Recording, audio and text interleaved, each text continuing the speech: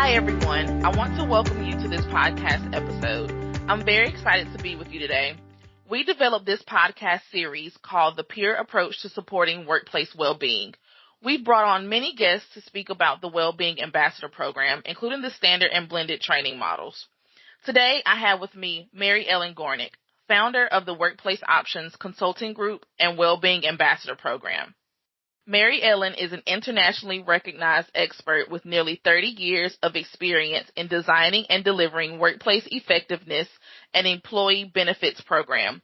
She is a leader of the WPO Consulting Group, advising global clients from a wide range of industries on strategic well-being initiatives that creates environments where workers thrive emotionally. Hi, Mary Ellen. Hi, Bianca. How are you? I'm doing well. Thanks for joining us today. So, Mary Ellen, just to get into it, WPO's Wellbeing Ambassador Program is certified by the International Institute of Risk and Safety Management. How has this certification enhanced the credibility and effectiveness of WPO's Wellbeing Ambassador Program? The certification, Bianca, has helped a lot in terms of creating a standard for the program. So the International Institute of Risk and Safety Management is an organization of health, safety, and security professionals globally. And what those individuals are charged with is looking at the physical space of the workplace and understanding how to ensure the safety of the workers, given the quality of work that they carry on. At WPO, we are an organization of mental health experts, and our team focuses on the emotional health of your workers. So we have services that are directed to ensuring that, the emotional component as well and the mental health component is optimized in the workplace. So by us creating the curriculum and then having IIRSM certify it, we bring those two worlds together. So the experts in workplace safety and the experts in mental health. And that's a really unique differentiator for our program across other programs in the industry that just focus on mental health. So ours is specifically related to the workplace and the workplace issues that are faced every day by workers. So thank you for that, Mary Ellen. WPO's program, it seems to be very unique in that it goes beyond just a training. Can you elaborate more on that? Yes, thanks, Bianca. That's a really important difference in the WPO program. So you can train individuals to recognize the signs of individuals who are emotionally compromised or in some level of distress emotionally. You can train them for that, and then you can have them go into the workplace and support other employees. Our program is a little bit different because we, as the mental health experts that we understand that training is one component of the program. And so we have put together 4 components of the program that we feel work together to not only prepare the volunteers who are in the workplace supporting their colleagues, but also to make sure that we have the right people in the position, as well as supporting them once they have completed the training, so that we want to make sure that this cadre of individuals that have been trained stay with the program, are sustained, and continue to grow and develop in their role. So our program includes the 4 components, which are an initial psychosocial risk assessment, screening of the candidates, training the candidates, and then ongoing support services, which include peer support meetups, where individuals come together with a clinical facilitator And also we have what's called Wellbeing Promoter Assist, which is a clinical person on staff who is available to the individual ambassadors as they experience different situations. So that's why we've wrapped this around the program, because we understand what it's like to be a layperson, a volunteer in the workplace, encountering a variety of different situations during the day. And there's no way that you can be prepared for all of that in one training. And so we built in supports in the program to consistently be available to help those individuals. Now, I know that you mentioned the well-being risk assessment. Can you talk about the significance of doing this sort of psychosocial risk assessment as part of the program? Sure. In every workplace, there are unique pressures to get the job done. And in some organizations, if you look at like manufacturing or logistics, you have a heavy concentration of physical. You're really pushed by timelines. So you have multiple pressures that individuals face. If you're in more of a financial institution, you have pressures, but there's a different nature to those pressures. So what we're looking at with that psychosocial risk assessment is to really get a profile of the organization and to understand what are the key pressures that they face, that their employees face on a daily basis. What do we do with the information that we get from that? Because we survey the employees to get data, to get quantitative data that will help us sort of pinpoint what that risk profile is in the organization. We share it with the organization so they have information that they can look at and ponder and decide how to incorporate that into their current strategy or framework. But then we also take that information and we use it in the training sessions that we do to prepare the ambassador volunteers with an understanding of what some of the workplace pressures are that their coworkers are going to face.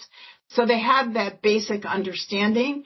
So they understand the workplace pressures. We also give them a profile on what some of the typical work-life pressures are that we get. And we have all of that we pull from our EAP data that tells us what some of those workplace concerns are. So that's the role of that risk assessment, is to really dig down and understand the organization that the ambassadors are going to be working in. Again, a very key differentiator, because the ambassadors are going to function differently across some of the organizations. Part of that depends on the intent of how the organization wants to use the program and set it up. But the other part is to really understand the workplace and how the individual ambassadors can really help support the individual in the workplace. And Mary Ellen, earlier you also mentioned that the program provides ongoing support for the ambassadors. What all does that consist of, and how has that been beneficial for the ambassadors? The ongoing support, in my opinion, is one of the key differentiators that we offer.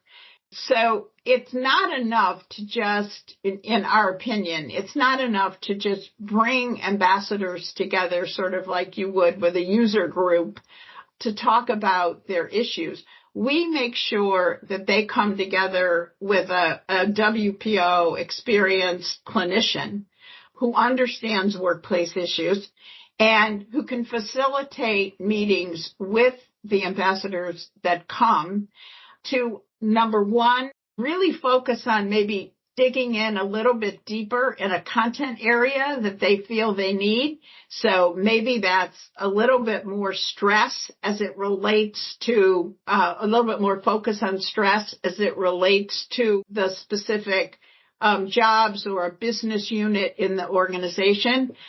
Also, they want to hear from the individuals who are doing this work and in this role about what are the challenges that they faced, and have they been prepared for those challenges? Do they need more information? or something new has come up, and the clinician can then guide them in terms of how to handle those new types of challenges that they're facing. So we have targeted those regular peer meetup sessions to help the individual continue to grow professionally and personally in their role. In addition to that, we have what we call Wellbeing Promoter Assist. So many people are familiar with Manager Assist that exists in a standard EAP program, where a manager has the opportunity to connect with a clinician and have an individual consultation on a specific situation that they're working on. So we've extended that to the Ambassador Program. So if you're working with somebody, let's say, I'll give you an example. You've worked with someone and you've tried supporting them. You've tried encouraging them to go to utilize a resource in the organization, but they're kind of stuck and they haven't taken any of the action. And you don't know what to do with that as an ambassador. You can contact Wellbeing Promoter Assist, have a conversation with a clinician, and share exactly what has that experience been, and get some new ideas, maybe about the way that you phrase something, or an understanding of what may be going on internally with the individual. And so we see that individual consultation as another component of really supporting and helping these ambassadors continue to grow. And then the third area that we have is on our website. We have a ambassador hub, or a wellbeing promoter hub. And what we can do there is we've curated about 100 different articles or tip sheets that are available to the ambassadors that they can use to distribute as they're talking to their coworkers. And they may find a topic that's helpful: stress, on grief, on parenting. But it's a really broad variety of 100 topics, and have been all curated by our clinical team and put into language that's understandable by workers in the organization. So those are three of the ongoing supports. Additionally, we do offer in our training component refresher courses. So we can do refresher courses if there are other types of training that bubble up that may be of interest. We can always do that. But the ongoing support of these individuals in this role are as important as the training. And Mary Ellen, you've worked with a lot of organizations that have implemented the Wellbeing Ambassador Program. What has been the impact of this program for those clients? Well, we're continuing to collect data on this. You know, we've been doing this program for a couple of years now, and individuals that we survey after the program is over, we continue to survey them periodically over the year. We see that it's normal for an ambassador to have almost, 5 conversations on average every quarter. So they're really connecting with their coworkers. The other thing that we have seen is that there's about a 29% increase in EAP utilization. So as you know, the EAP is one of the areas that we refer to as part of the Ambassador Program. So we refer to that program not only for emotional support, but also for work-life support. And if an individual might need coaching in some way, life coaching. So everything in the EAP program is something that we refer to. So we're seeing that this program definitely has an impact with increasing EAP utilization, but we're also seeing a significant increase in engagement. We've seen among users of the program, about 31% increase in employee engagement. So that's very positive. Other types of feedback that we're getting from the individual coordinators who run the program are that it's really impacting the decrease in stigma for mental health issues. So it's making it more normal to sort of raise your hand and say, I need some help. And that is an important component because, the stigma of that is any type of mental health need is one of the things that prevents individuals from using the EAP and from getting any type of help. So we're seeing that there's a wide utilization of the program. It's becoming part of the fabric of the organization. And so it's a very, very positive impact overall on the culture of the organization. Thank you, Mary Ellen. This has been great information about the program. So thank you for this conversation. To our listeners, to learn more about the Wellbeing Ambassador Program, please visit consulting.workplaceoptions.com, or you can email us directly at WPO Global Consulting at workplaceoptions.com. Thank you, Bianca.